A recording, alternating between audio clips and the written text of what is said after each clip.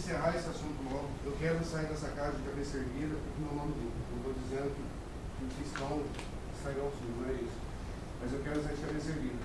Eu sou contra, eu acho que tem que ser marcado uma extraordinária. O jurídico da casa tem que, se tiver que melhorar, dar o parecer dele. Se tiver o que fazer, que faça. Ele está aqui, é funcionário dessa casa, funcionário do povo. Então, eu sou a favor de que se faça uma extraordinária e não um adiamento de 3 dias.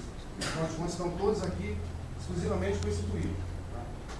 Para ver essa lei, para defender nosso município, é o que eu quero. Tá? Eu sou a favor de defender o município, eu sou contra o vereador, sou a favor da lei. Então, essa lei tem que ser votada, eu acho o mais rápido possível. São 3 sessões, um mês e meio. Está se arrastando um mês isso aqui, um mês.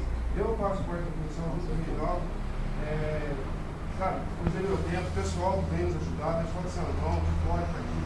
Então, eu acho que tem que ter o devido respeito a essas pessoas. Tá? Então, eu acho que não está tempo, está faltando comprometimento do jurídico, talvez o diretor da casa que está afastado, está faltando gerenciamento dessa casa. Esse por favor. Ó, a sua palavra está cassada. Tá? Obrigado. Isso aí. Ó, não me dirige a palavra sobre a minha pessoa. Tá? Por favor, sua palavra está cassada. Estou falando sobre gerenciamento. Por favor, sua palavra está cassada. Eu sou mal. Nesse momento a palavra está cassada. Continua em discussão.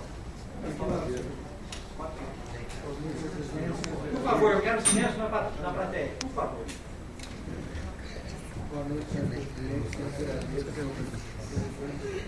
Por favor, gente. Eu estou pedindo silêncio na plateia.